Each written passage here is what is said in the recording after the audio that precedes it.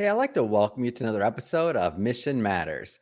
My name is Adam Torres, and if you'd like to apply to be part of our community, head on over to missionmatters.com/community to apply. All right, so today is a very special episode. We're bringing back Mir Vartanian back onto the show. We've been working with Mir on a book, which I'm proud to announce is finally out, launched, and live. So Mir is a director over at Scope CRE and also a general partner at Hyperion Capital Partners. Hey, Mir, welcome back to the show. Thanks for having me, Adam. It's good to be back.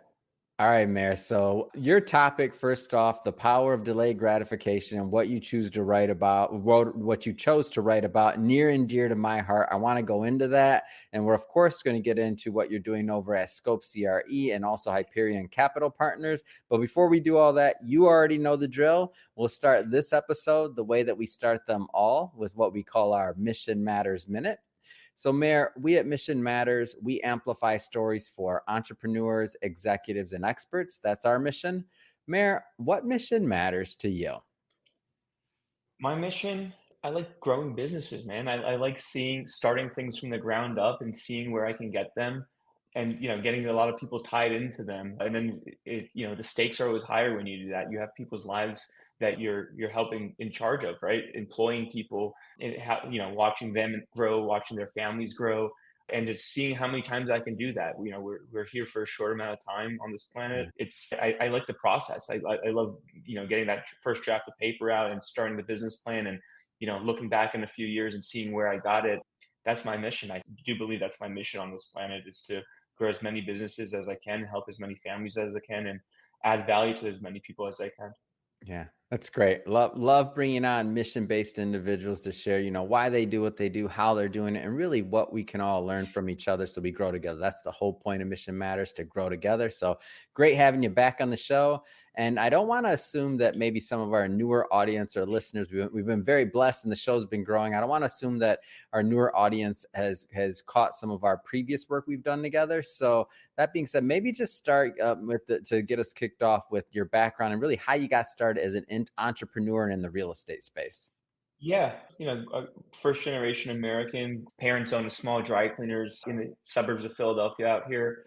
Worked there my whole life throughout high school and early college.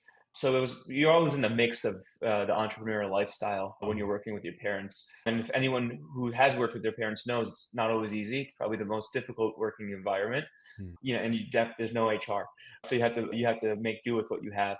And then from there, it's when you're first in college and you're getting your first internships, your first work experience, you see how corporate life is compared to the blue collar life of what you kind of grew up in, and you start thinking there's a happy median here. I didn't want to go the blue collar route; I went the other way. But being an entrepreneur, growing up in that environment, I think Mhm. shaped the way for everything. And then as far as getting into real estate, it was more or less an accident. I thought I was going to be in wealth management, investment banking. Worked at one of the big banks, my first job out of college. Didn't like it. I didn't see that growth aspect. I didn't see what I Mhm. can actually do that mattered. So I left, and I put all that work and effort towards building something on my own. And real estate brokerage was where I landed ultimately. I think it was different than what I thought I was going to do. It was a different field, something new to learn. So that was exciting to me, and being front and center, interacting with clients, was what kind of drew me to it. I wanted to be the player. I wanted to be the guy that people can rely on, that they call. And now I am that, which is Mhm. it's crazy looking back at the short amount of time where how we got to where we are today.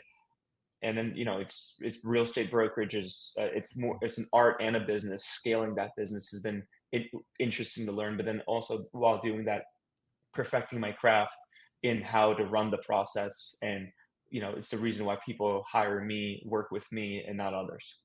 Mm. Yeah, it's a great story. And one of the things I definitely relate to you on is, well, obviously the wealth management side. For anybody that has been listening to the show for a long time, they know I started out as a financial advisor before moving into media, but just also that entrepreneurial background and that grit and watching our parents do other things, and they're like, man, like there's other ways to do this too. Not saying that they did anything wrong, right? I mean, they built the lives and they lived in a different time than we did, but The way I see it though is that when I saw your chapter too, the power of delayed gratification, I saw it and I'm like, oh, that's something that I feel like, even just that concept of like apprenticeship in something, when we think about that, like that's gone for many individuals, to where they think that, of the Facebook age, or the, you're supposed to drop out of college or like and start this big tech startup and blah blah blah blah, and all the stuff that we've been kind of inundated with.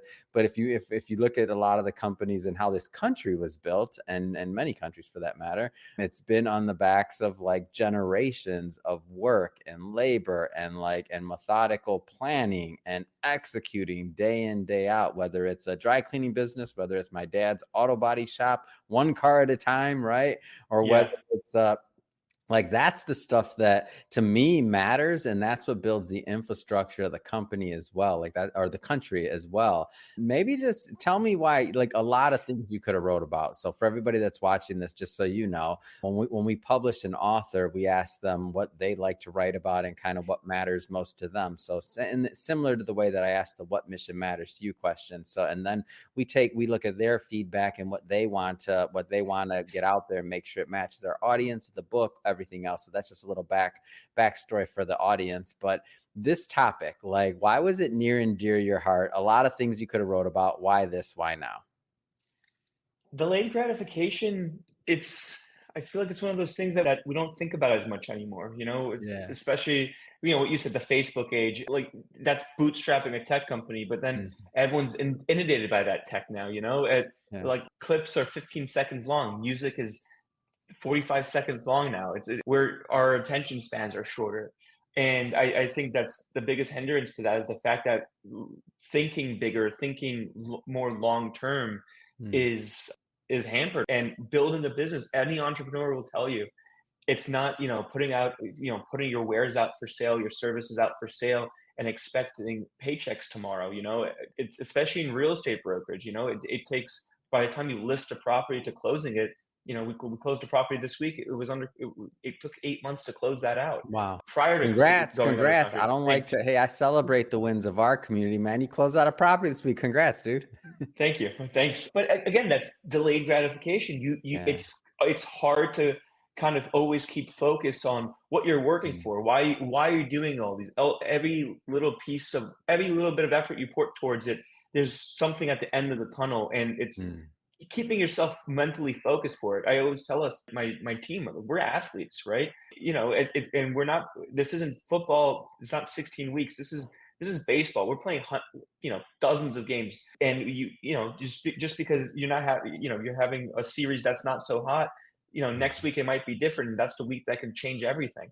Yeah. Uh, and delayed gratification. I think it's the backbone of any entrepreneur. It's the only Mhm. way you can actually scale multiple businesses, or just your sole business, the one you care about Mm. the most, to a meaningful level. Yeah. And the other thing that I think, having this concept going into something, is that like false starts. When I think about people, like a lot of times when they fail in things, and I'll just use one particular example that I see over and over again, is we're in the podcast business. I know you know that. I know our audience knows that. We produce a lot of shows. And because of that, there's so many shows that I've seen that we're like, man, this will be a great show. And we launch the show, we do everything else. And then, 6 months down the line, the person's not Joe Rogan. And I'm like, nobody told you that your show, just because it's a great show, it is a great show. But you have to give, in my business, you have to give the audience a bit of time to grow with you, so that they know that you're not going anywhere. To win an audience's trust takes, not days, not weeks, not months. It takes years. When you think about like the greats, like the Johnny Carsons of the world, or like Oprah, or like, I mean, all of the greats, Howard Stern, like in his space, like they didn't have that name or do what they're doing now. We're talking, in Oprah's case, I'll use her. She's done over 40,000 interviews.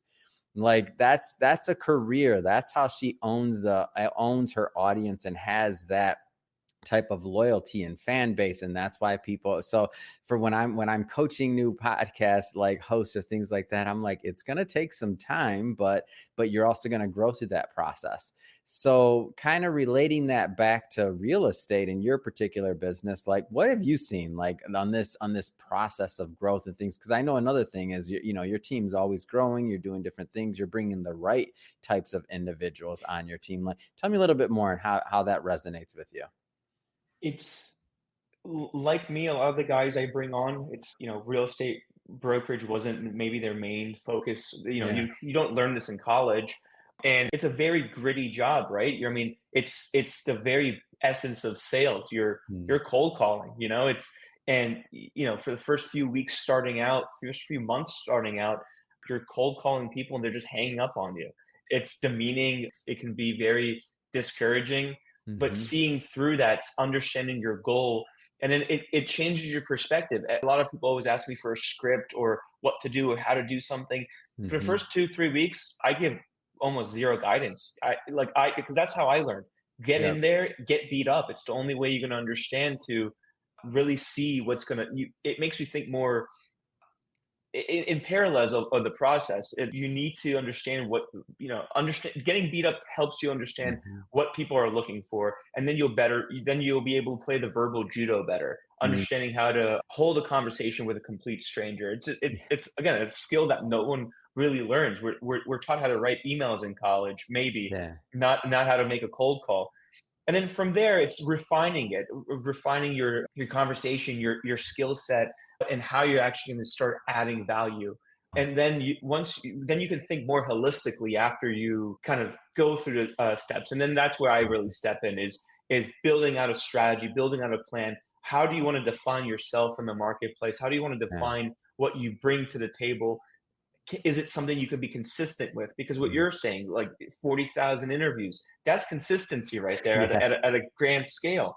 And anyone's career, consistency is always key. What Mhm. gets measured gets improved. I'm a strong believer in that. So how can we quantify your actions every day? Build, Mm. and that shouldn't be a second job either. You can't think about, you have to think about both these in Mhm. parallel because one drives the other, and you can't have one over compensate for the other. And you're an accountability partner. I want them to be accountable. This is a meritocracy. Mhm. Just because I've been doing this longer than they have doesn't mean like what I'm doing is right or wrong. I mean, if Yeah. so, I have people critique me all the time. I'm looking for that. You're always improving your game. You're always changing something, and it's constant growth. And as you're doing that, you have to be open minded. And I think that's part of the journey. That's part of the fun part about getting to that finish line that doesn't really exist. Mhm. The next closing, the next big deal, or getting yourself to a place where you're just comfortable, taking your family on vacation, simple Mhm. things like that. But it's all like building the building blocks to get there. Yeah.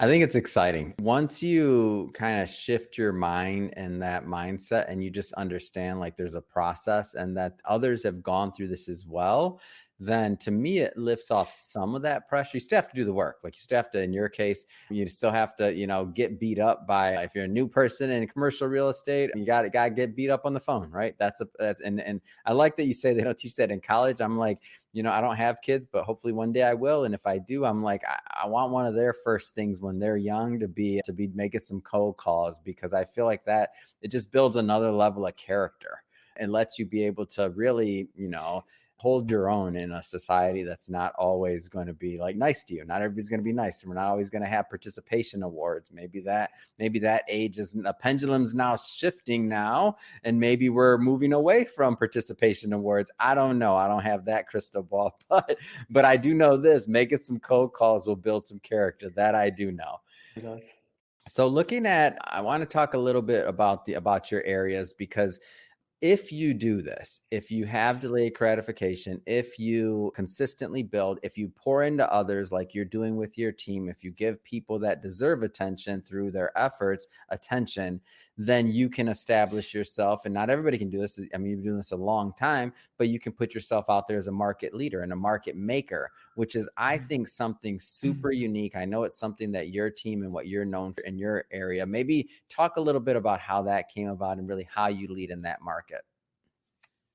Yeah, you grow into it. Mhm. You start while you're making a market, you don't realize you're doing it typically. Yeah. While That's you're the cool building part s about it, I feel like, also. Like, Yeah. you look up one day because 'cause you've been grinding so hard, you've had your nose to the grindstone, you're like, all of a sudden, like, "Whoa, we're setting the market." Go ahead, I just had to throw that out there. Yeah, You no, know you're absolutely right. Yeah. You look back and you're like, "Whoa, like, we just did that?" Like, and you're looking at all the pieces that came together, from the Mm, first conversation to the last, signature, and you're like, "Wow, we did that. We put that together."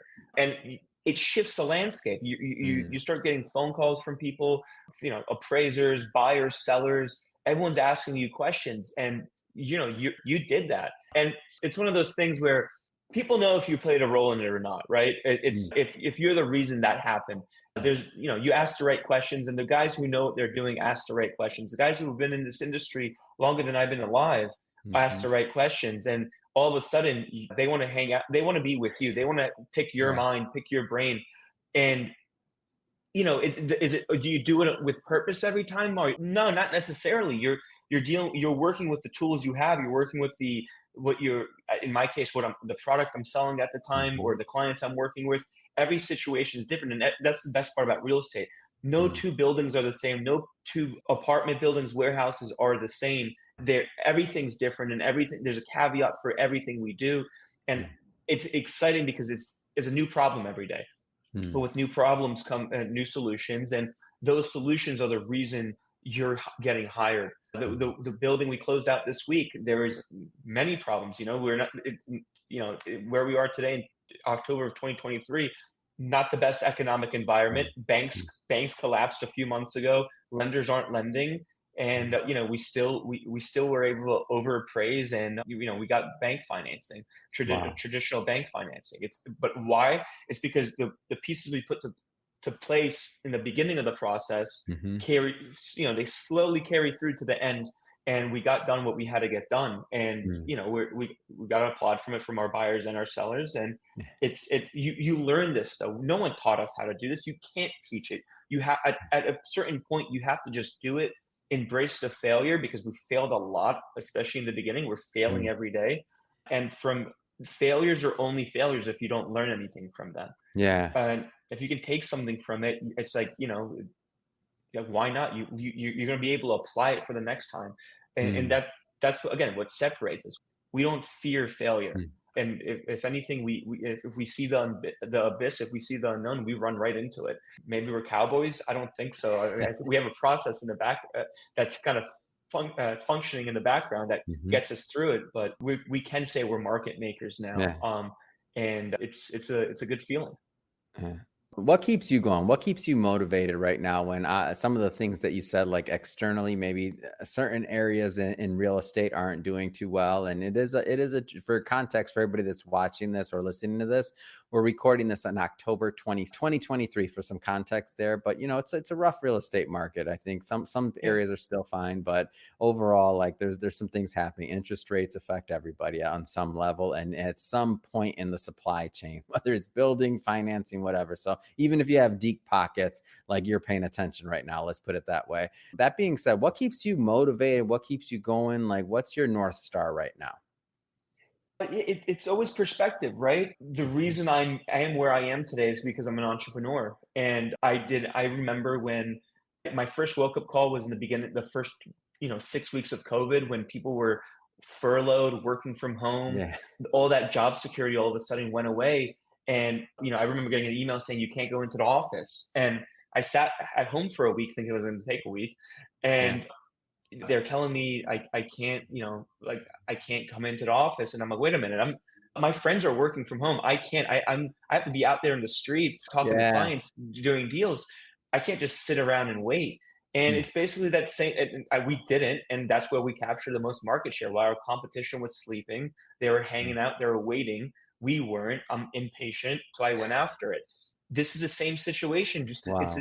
it's a different scenario. The So would banks you are say you thrive in these situations too? Like You you're have yeah, this is, like, when things are tough, it's just a reason to work harder.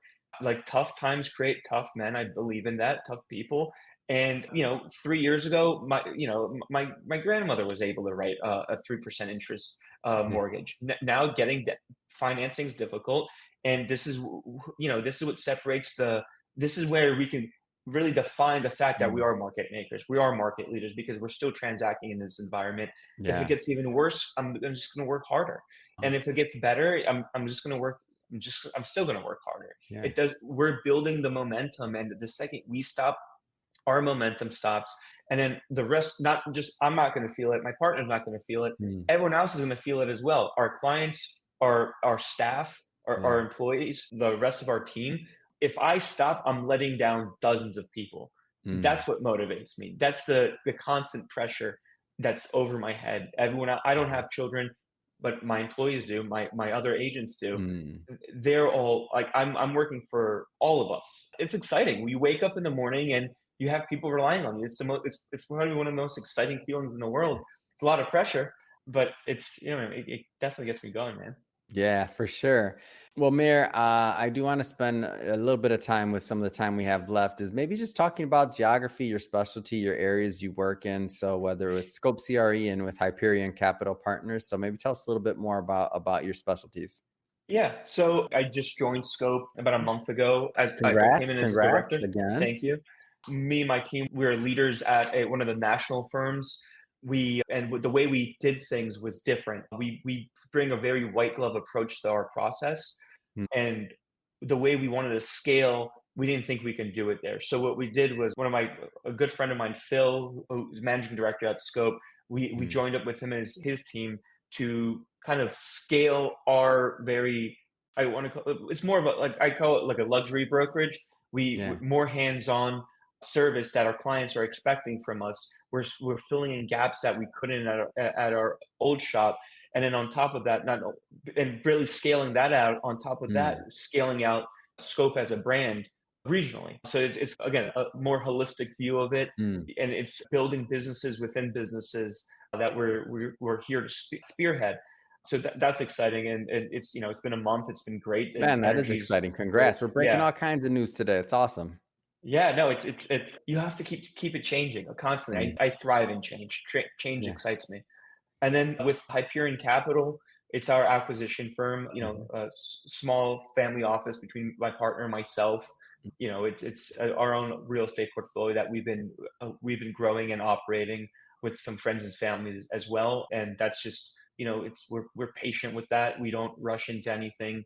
We're very Mm. focused on that as well, and we're growing that out at a slower pace, but that's there for us, and that's Yeah. kind of our safety net at the end of the day, Mm. when we retire. So that's been fantastic to watch what we've turned that into and where we're going with that, the other ideas and concepts we have brewing in the background. And that's another thing. A lot of this is finding people to align with. Like, Mhm. delayed gratification isn't an easy concept to wrap your head around, because Mhm. you don't know when that gratification is going to hit. We've been doing this. We've had so many successes in the last few months, last Mm. few years, but we're still not gratified yet, right? Yeah. We don't know where we're going, and finding other people that align with you, surrounding yourself by that kind of, like, mental workforce is Mm. exciting, because it's like playful competition. I'm on the phone with my partners talking about different ways we can do things, Yeah. and are we ready for this? Can we do this? Maybe we should look into that. Spend some money on this. Gamble with it. Take a chance. And like, it's exciting. I mean, it's great being in those rooms. Like, the late night talk conversations about just how to run the world, how to rule the world. Yeah. Those never get old. Oh, that's great, man. I love it. I love the story, and again, I love you bringing this news to here. I'm working with Scope now, so that's awesome to hear. And closing Thanks. deals, man. I expect nothing less of you. And I know every time you come on the show, you bring the fire, you bring something different and new, and you always got some news. So thank you for that. Well, Anytime. Mayor, just have to say it has been great having you back on the show. I like launching the book with you. So much fun. So good working with you, and to continue to get that out to my audience. And for the audience, just so you know, there'll be a link in the show notes for you to pick up a copy so you can also read more about Mayor's writing and our other authors that participated in the book as well. But that being said, Mayor, I mean, what's next? What's next for you? What's next for your career? I don't know. It's we're again Closing we're some deals. I already know the answer to that question. yeah, it's closing deals. That's just we're at a point where that's just happening, right? That's the lifeblood of our operations. Yeah. At a new shop, getting things that we're assimilating, we're starting new processes. I was before the show, I was telling you how we're looking at making more hires in this environment, especially growing Mm. our international team. So, we've been working on that this week, and there's only 2 months left in the year, so it's going to be a mad dash, and I'm going to try to, I'm going to be the first across the finish line. It's awesome. If somebody wants to follow up and learn more and connect with you and your team, what's the best way for them to do that? LinkedIn's a great way to reach out to me. Twitter, I'm very active on, or X, great communities in there. Yeah, I'm very easy to contact. I want people to be able to reach out to me. Mm. My phone number's everywhere. Give me a call, shoot me a text. I'm around.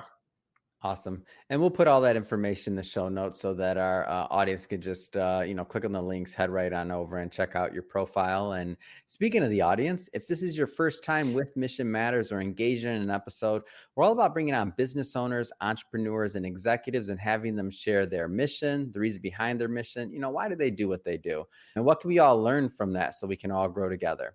If that's the type of content that sounds interesting or fun or exciting to you, we welcome you. Hit that subscribe button. We have many more mission-based individuals coming up on the line, and we don't want you to miss a thing. Mayor, as always, thank you for coming back on the show, and appreciate all you do, man. I appreciate it, man. Thanks for having me.